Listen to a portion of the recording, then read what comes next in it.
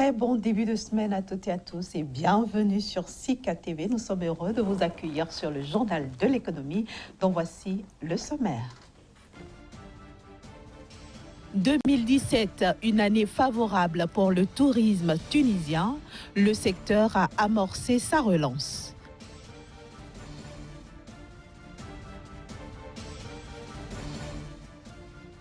Le Forum ouest-africain de développement des entreprises prépare sa 5e édition.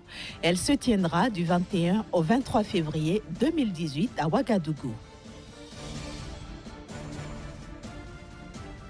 Le nouveau gouvernement zimbabwéen opte pour la rigueur dans la gestion des ressources du pays avec un budget de 5,1 milliards de dollars pour 2018.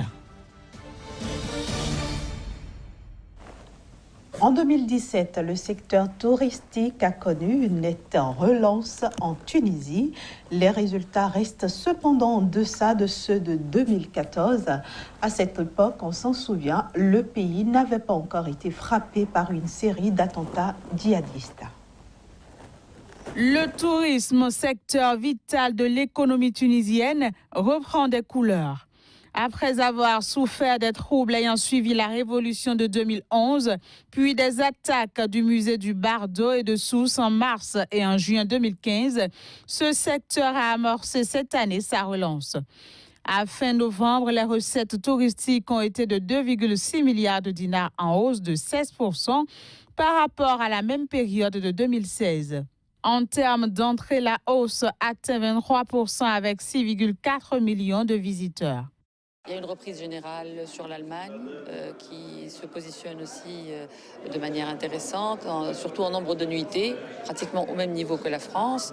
Le tourisme russe aussi est très important. Ils ont dépassé les 5 millions de nuitées au 20 novembre. Au total, environ 1 631 000 Européens se sont rendus en Tunisie sur les 11 premiers mois de 2017. Parmi eux, les Français arrivent en tête avec 535 000 visiteurs, soit une croissance de 46,8% sur un an, suivi par les Allemands avec plus de 173 000. Par ailleurs, plus de 3,4 millions de touristes maghrébiens ont visité la Tunisie en 2017, dont plus de 2 millions d'Algériens. La confiance revient. La première des choses, c'est que la sécurité a atteint un niveau plus qu'acceptable. Et nous avons eu la levée de toutes les interdictions qui étaient sur la Tunisie. Comparé à 2014 où 6,7 millions de touristes avaient visité la Tunisie, la performance de 2017 reste moindre. En 2017, on n'a pas travaillé toute l'année, mais on a fait une bonne saison par rapport à 2016. Voilà. 4 mois, 5 mois sur 12, ce n'est pas suffisant. Il faudrait qu'on se batte pour essayer d'étaler la saison. Selon des statistiques officielles, l'industrie touristique tunisienne, qui a représenté jusqu'à près de 10% du produit intérieur brut, pèse moins de 7%. Après le succès des 4 premières éditions, la ville de Ouagadougou au Burkina Faso va abriter du 21 au 23 février 2018 la 5e édition du Forum ouest-africain de développement des entreprises. En attendant cette édition, le comité de pilotage fait des opérations de charme. Je vous propose ici de suivre le compte-rendu de l'étape de Paris. C'est ici à l'ambassade du Burkina à Paris que le comité de pilotage de l'organisation de la 5e édition du Forum ouest-africain de développement des entreprises Africalia a rencontré les chefs d'entreprises françaises. Objectif, inviter ces hommes d'affaires français à participer au Forum de Ouagadougou. Nous pensons véritablement que cette réunion va avoir un impact de mobilisation des entreprises françaises à participer à Africalia 2018. Plus de 400 chefs d'entreprise d'au moins 20 pays sur les 4 continents sont attendus à Africalia 2018. Des rendez-vous d'affaires B2B, bref, une opportunité d'affaires dans le cadre d'un partenariat gagnant-gagnant, de quoi réjouir les investisseurs européens. C'est la 5e fois qu'on fait Africalia au Burkina Faso. Quand on fait 5 fois quelque chose, c'est que ça marche. Sinon, les entreprises ne viendraient pas. Vous savez, les entreprises n'ont pas de temps à perdre. Les entreprises veulent des choses efficaces.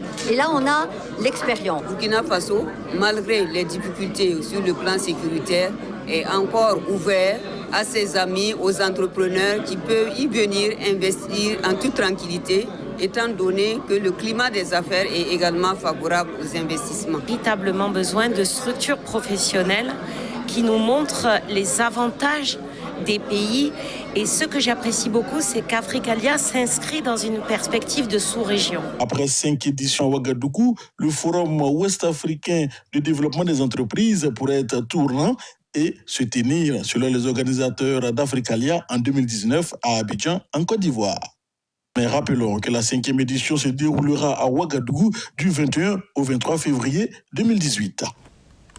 L'Égypte a accueilli la semaine dernière la 2e édition du Forum africain. Ce sommet qui visait à promouvoir le commerce et l'investissement a réuni des délégations venues de toute l'Afrique. Quelques intervenants expriment ici leur satisfaction d'y avoir participé. Cette conférence ouvrira certainement des horizons de coopération entre les pays africains. Comme nous le savons tous, l'Afrique est un continent fertile pour l'investissement, notamment dans le secteur de l'aviation, car les infrastructures en Afrique permettent des investissements dans ce secteur. De nombreux pays ont besoin d'une industrie de transport aérien, de compagnies aériennes privées et étatiques, et ce pour soutenir cette industrie et les investissements en Afrique. En Afrique, au XXIe siècle, pour transformer notre continent, nous devons investir dans nos jeunes. Et la façon d'investir dans nos jeunes est de leur apporter le soutien financier dont ils ont besoin, le soutien à la formation dont ils ont besoin, le soutien mental dont ils ont besoin et la création d'une plateforme de réseau pour les aider à réussir. Le nouveau gouvernement du Zimbabwe fait de la rigueur son cheval de bataille. Son premier projet de budget présenté la semaine dernière à l'Assemblée nationale intègre par ailleurs des mesures destinées à attirer les investissements étrangers qui, vous le savez, avaient fui le pays. Le gouvernement zimbabwéen opte pour la rigueur en élaborant son projet de budget 2018. D'un montant de 5,1 milliards de dollars, ce budget prévoit une réduction draconienne du train de vie de l'État, dont le gel des embauches de fonctionnaires et le départ à la retraite obligatoire de ses agents de plus de 65 ans. La plupart des ministres se déplaçaient en première classe. La plupart des cadres ont voyagé en première classe. Mais nous sommes maintenant relégués en classe affaires, ce qui représente une réduction importante des dépenses gouvernementales. Le projet de budget 2018 du Zimbabwe prévoit aussi l'adoucissement d'une loi qui limitait à 49% la part des intérêts étrangers dans le capital des entreprises opérant dans le pays. Désormais, ce seuil ne s'appliquera plus qu'aux mines de diamants et de platine. Selon la Banque mondiale, le produit national brut du Zimbabwe n'a pas dépassé 0,7% en 2016. Le pays entend renouer ses relations avec la Grande-Bretagne, les États-Unis, l'Union européenne et les bailleurs de fonds internationaux. Et ce sera tout pour la première partie de ce journal de l'économie. Retrouvez-nous juste après la petite pause pour la suite. Et nous retrouvons ainsi Casimir Bédior. Bienvenue à vous sur ce plateau. Bonjour Inès. Aujourd'hui, vous nous emmenez en Algérie pour bien sûr nous intéresser à la croissance de ce pays en annonçant une forte baisse pour 2018.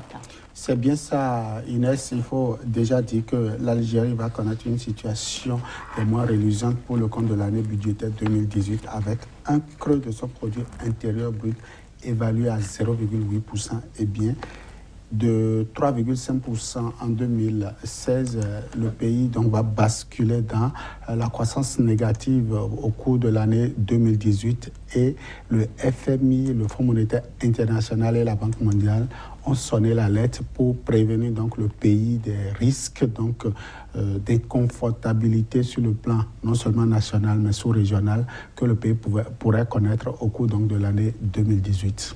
Alors, Casimir Bédior, on parle d'une certaine amélioration dans la gestion du gouvernement algérien. Est-ce que cela augure d'un avenir meilleur pour ce pays ? Oui, Inès, il faut déjà dire que sur les 5 points donc, évalués au niveau de la performance économique au niveau de l'Algérie. Seule donc la croissance économique a attiré donc l'attention sur le plan négatif. Sinon, les 4 autres points ont quand même donné quelques notes de satisfaction à l'Algérie, notamment lorsque vous prenez par exemple les réformes engagées par le gouvernement pour se donner une certaine aisance économique. Je veux donc parler de la gestion du budget, l'exercice de l'État. Il faut dire que le FMI a apprécié à sa juste valeur les réformes engagées par l'État en vue de réduire le train de vie donc, de l'Algérien, du fonctionnaire algérien, afin de maximiser au niveau donc, de la couche juvénile, au niveau des PME, des PMI, la croissance économique a été donc bien appréciée par le Fonds monétaire international, qui donc voudrait que le pays puisse continuer dans cette lancée de réformes afin de mieux donc quadriller les finances pour les années à venir. Kazmi Pedjo, l'Algérie, on le sait, est une puissance en termes de valeur ajoutée avec ses 3 millions d'entrepreneurs. À quand justement le retour de la main-d'œuvre dans la croissance du PIB du pays? C'est une question qui taraude en ce moment les esprits. Il faut déjà dire que par le passé, surtout après la crise des années 1980, l'Algérie a retrouvé son équilibre grâce donc à sa main-d'œuvre, une main-d'œuvre qui apporte beaucoup à l'économie nationale. Il faut dire que les opérateurs économiques sont consultés de façon périodique pour apporter leur plus donc à la croissance économique du pays. Et donc, ces embellis, enfin, cette valeur ajoutée que nous remarquions jadis n'est plus aujourd'hui la chose la mieux partagée, et il va falloir que l'État puisse reprendre donc le contrôle avec les opérateurs économiques, reprendre le contrôle avec donc ceux-là qui apportent de la plus-value au niveau donc du pays. Au total, ils sont près de 3 millions donc d'entrepreneurs, et lorsqu'on parle d'entrepreneurs en Algérie, c'est que c'est des personnes déjà formalisées qui donc œuvrent beaucoup plus pour donc la croissance au niveau du produit intérieur brut. Ceux-là ont donc un mot à dire en ce qui concerne la politique de gestion du pays. Aujourd'hui, ils ne parlent plus le même langage que l'État, et ça pose un problème au niveau donc de l'évolution du produit intérieur brut. On a comme l'impression qu'il y a une régression au niveau donc de cette main-d'œuvre-là, et le gouvernement est en train de s'atteler certainement pour trouver l'équilibre entre ces opérateurs économiques et donc la réelle macroéconomique au niveau du pays. Kazmi Pedjo, est-ce qu'on peut espérer que la forte baisse annoncée pour 2018 sera corrigée dans les années suivantes? C'est ce que le FMI dit, surtout à partir de 2022, l'Algérie pourra reprendre progressivement son équilibre avec un taux de croissance de 2,4%. C'est le FMI qui le dit, et donc la situation n'est pas pour autant dramatique, et donc le pays pourra reprendre le contrôle. Mais d'abord, il y a des mécanismes de contrôle qui pourront donc passer par là avant que le pays ne puisse espérer d'ici donc les 4 prochaines années un rééquilibre économique. Pourquoi pas, le pays pourra reprendre donc ses embellis au niveau de l'Afrique, notamment au niveau du Maghreb. Merci beaucoup Kazmi Pedjo pour toutes ces explications. Je vous souhaite une bonne semaine. À vous de même. Voilà, chers amis téléspectateurs, ce sera tout pour aujourd'hui. Retrouvez toute l'équipe demain sur le même plateau à la même heure et avec le même plaisir.